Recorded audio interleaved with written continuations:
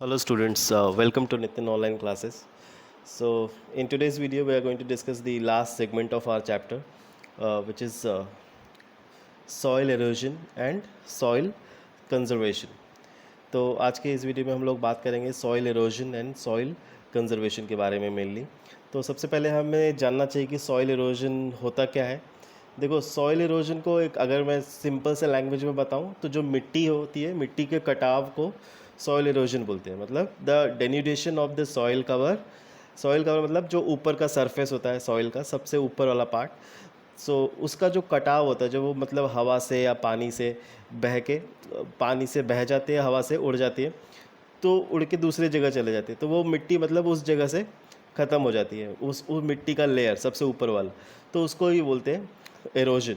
तो the denudation मतलब कटाव। ठीक है, तो इसका डेफिनेशन क्या होगा? The denudation of the soil cover and subsequent washing down is described as soil erosion. मतलब एक तो मिट्टी का कटाव और मिट्टी का बहाव वॉशिंग डाउन मतलब बहाव, मतलब जैसे जो कोई नदी होती है या कोई बहता पानी, तो मिट्टी को बहा के एक जगह से दूसरी जगह ले जाता है, तो उस प्रोसेस को सॉइल एरोजन बोलते हैं, या हिंदी में इसको बोले तो मृदा अपरदन। ठीक है, अब देखो, अब हमें जानना चाहिए कि सॉइल इरोजन किन किन कारणों से होता है, क्या what are the reasons, what are the causes of soil erosion. तो सबसे पहले कॉजेज देखते हैं। देखो, तो कॉजेज में क्या आता है? Sometimes this balance is disturb due to human activities. अब देखो क्या क्या प्रॉब्लम, क्या क्या कॉजेज़ हैं। पहला कॉज है डिफॉरेस्टेशन। जिस तरह से हम लोग डिफॉरेस्टेशन कर रहे हैं, like we are indiscriminately cutting down the forests, that is causing the soil erosion, क्योंकि इससे मिट्टी का जो रूट होता है, जब पेड़ कटते हैं तो मिट्टी अंदर से कमज़ोर होती है। ठीक है, तो उसकी वजह से कॉज सॉइल इरोजन होता है। अगला ओवर ग्रेजिंग। जब ओवर ग्रेजिंग होती है तो मिट्टी का जो अपर पार्ट है, अपर लेयर है, वो बहुत डैमेज हो जाता है, और उसकी वजह से भी वो कमज़ोर हो जाती है, एंड सॉइल इरोजन का एक रीज़न बनती है। ठीक है, उसके बाद construction of course, because of the construction works different chemicals are mixed in the upper part of the soil or in the upper soil cover, and this loses its strength। ठीक है, अपनी power खो देती है, क्योंकि जब construction की वजह से अलग अलग केमिकल मिट्टी में मिल जाते हैं, तो मिट्टी की जो एक फर्टिलिटी है वो कम हो जाती है। And mining also. और माइनिंग कैसे होता है? जैसे माइनिंग जब भी हम करते हैं तो उसके बाद वो गड्ढे वहीं छोड़ देते हैं, उसी तरह से वो गड्ढे, तो इसकी वजह से भी मिट्टी कमज़ोर हो जाती है। तो ये सभी रीज़न होते हैं सॉइल इरोजन के। ठीक है, उसके बाद ये तो हो गए जो सॉइल इरोजन के ह्यूमन मेड रीज़न। उसके बाद कुछ रीजंस ऐसे होते हैं जो कि नेचुरल होते हैं, वो मानवीय क्रियाओं से अलग होते हैं। उसके अंदर जो प्राकृतिक चीज़ें हैं उसकी वजह से भी हमारा जो मिट्टी का कटाव होता है वो होता है, वो प्रक्रिया होती है। कैसे होती है? मतलब वो how the nature causes soil erosion, like the natural forces like wind, glaciers and water lead to soil erosion। अब विंड से भी सॉइल इरोजन होता है। देखो, जब हवा बहती है तो मिट्टी के कण एक स्थान से दूसरे स्थान पे बहा के ले जाती है अपने साथ, या उड़ा के लेके जाती है, right. The air blows and along with it it takes away the upper cover of the soil. उसके बाद ग्लेशियर की वजह से भी सॉइल इरोजन होता है। वाटर ऑफ कोर्स, जब बहता पानी होता है, जब नदी बहुत तेज बहाव के साथ बढ़ती आगे की तरफ, तो अपने साथ मिट्टी के ऊपरी पार्ट को बहा के लेके जाती है, तो वो इसकी वजह से हम कह सकते हैं कि these are the natural reason of soil erosion. अब देखो, इसके अंदर अब हमें कुछ वर्ड्स आएंगे, कुछ टेक्निकलिटीज़ आएंगी जो हमें ध्यान देना है। जैसे एक वर्ड है गलीज। गलीज क्या होता है? The running water cuts through the clayey soils and makes deep channels as gullies. तो मतलब जब पानी बहती है, तो जब तेज बहती है, तो वो क्या होती है, मिट्टी के अंदर चैनल बना लेती है। चैनल मतलब रास्ता बना लेती है अपने लिए। ठीक है, तो वो जैसे एक नाली होता है ना, नाली की तरह बन जाता है वो, राइट। जैसे इस इमेज में अभी दिखाया है, ये देखो, दिस यहाँ पे क्या करा, जब पानी तेज बहती है तो इस तरह से जो गड्ढे आप देख रहे हो नाली की तरह वो बन जाती है, इसको ये गली बोलते हैं। तो ये गली इरोजन बोलते हैं इसको। ठीक है, तो इसकी वजह से क्या होता है, जब ये इस तरह से रास्ता बन जाता है, चैनल बन जाता है, when the water creates a channel, तो upper soil cover flows away along with the water, तो this is called gullies. उसके बाद the land becomes unfit for cultivation and is known as bad land. अगला important word क्या है, bad land. तो कई बार पूछ सकते हैं bad land क्या होता है, तो bad land क्या होता है, because of the soil erosion, when the land becomes unfit for the cultivation, that land is called bad land. ठीक है, अब ये बैड लैंड कहाँ मिलता है, चंबल बेसिन जो कि एमपी में है, वहाँ पे बैड लैंड्स का एग्जांपल हम देख सकते हैं. And these bad lands are called ravines. ठीक है, इनको क्या बोला जाता है, रेविन्स. ये आप लोग को ज़रूर ध्यान रखना है. रेविन्स कई बार आपको एग्ज़ाम में पूछा जाता है, what is ravines. So you can say the bad lands which are available in the Chambal region in MP is called ravines. So sometimes what happens is sometimes water flows. अब अगला एक टर्म आ रहा है, वो है शीट एरोजन. शीट एरोजन मतलब जो upper part होता है हमारे मिट्टी का, उसको जब इरोड करते हैं तो वो शीट एरोजन बोलते हैं उसको. तो देखते हैं हम क्या है ये. Sometimes water flows as a sheet over large areas down a slope. In such cases the top soil is washed away. So this is known as sheet erosion. तो आपको sheet erosion पता होना चाहिए. sheet erosion क्या होता है, जब water अपने साथ साथ ऊपरी पार्ट को लेके बह जाती है, उस प्रोसेस को शीट इरोजन बोलते हैं. बस सिंपल से लैंग्वेज आपको समझ सकते हैं कि when the water flows away the upper part of the soil along with it, that process is called sheet erosion. Okay, तो ये हो गया हमारा. नेक्स्ट हम लोग अब ध्यान देंगे कि मतलब इसमें हम और क्या कर सकते हैं कि किस तरह इसको रोका जा सके. What are the ways, what are the methods that we can adopt or we can apply in order to stop the soil erosion. उसके पहले देखते हैं कि शीट इरोजन हमने देख लिया. उसके बाद देखो, wind blows loose soil off flat or sloping land known as wind erosion. अब विंड इरोजन क्या होता है, जब विंड के थ्रू सॉइल इरोजन होता है उसको विंड इरोजन बोलते हैं. जब wind blows the loose soil off flat, जब जो मतलब सॉइल का अपर पार्ट जो लूज पार्ट होता है, जो कमज़ोर पार्ट होता है, उसको अपने साथ उड़ा के लेके जाती है, तो उस प्रोसेस को क्या बोलते हैं, विंड इरोजन. ये this term you need to note down. उसके बाद soil erosion is also caused due to defective methods of farming. ये भी ध्यान रखना आप कि सॉइल इरोजन डिफेक्टिव मेथड से भी होता है. तो जैसे प्लोविंग इन अ रॉन्ग वे, जब हम कोई किसी ज़मीन को रॉन्ग तरीके से जोतते हैं, प्लोविंग करते हैं, तो उसकी वजह से भी हमारे मिट्टी का जो है वो कटाव होता है या सॉइल इरोजन होता है.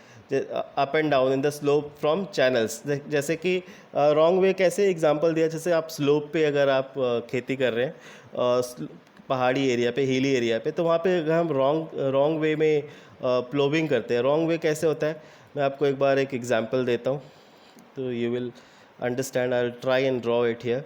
देखो, जैसे ये है आपका माउंटेन एरिया, ठीक है, ये पूरा स्लोप है, राइट. बीच वाला पार्ट आपका स्लोप है. तो अगर हम इसमें प्लोविंग कर रहे हैं, तो अगर हम प्लोविंग इस डायरेक्शन में कर रहे हैं, ऐसे ऊपर से नीचे तक जैसे वर्टिकली कर रहे हैं, then it will again make ways because it is already a slope, है ना. तो यहाँ पानी इन चैनल से निकल जाएगा और इसकी वजह से क्या होगा, सॉइल इरोजन होगा. So this is why we say that if we are ploughing in a wrong way, this also causes soil erosion. तो ये आपको आई होप समझ में आया होगा. तो इसको अभी हम आगे देखेंगे कि किस तरह से हमें स्लोपी रीजन्स में खेती करनी चाहिए.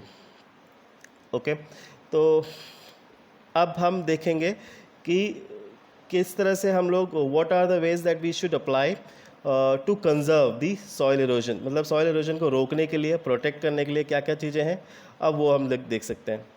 देखो, the ploughing along the contour lines can decelerate, जैसे एक्सेलरेट होता है उसको डिसलेरेट कर देते हैं the flow of water down the slopes. अब ploughing along the contour lines, मतलब इसका क्या मतलब, अभी जैसे मैंने तुम्हें अभी दिखाया था कि जब हम रॉन्ग तरीके से प्लोविंग करते हैं स्लोपी एरियाज़ में, तो उसकी वजह से सॉइल इरोजन होता है when we adopt the wrong methods of the farming, it causes soil erosion. अब हम इसको सही कैसे कर सकते हैं? काउंटर प्लोविंग क्या होता है?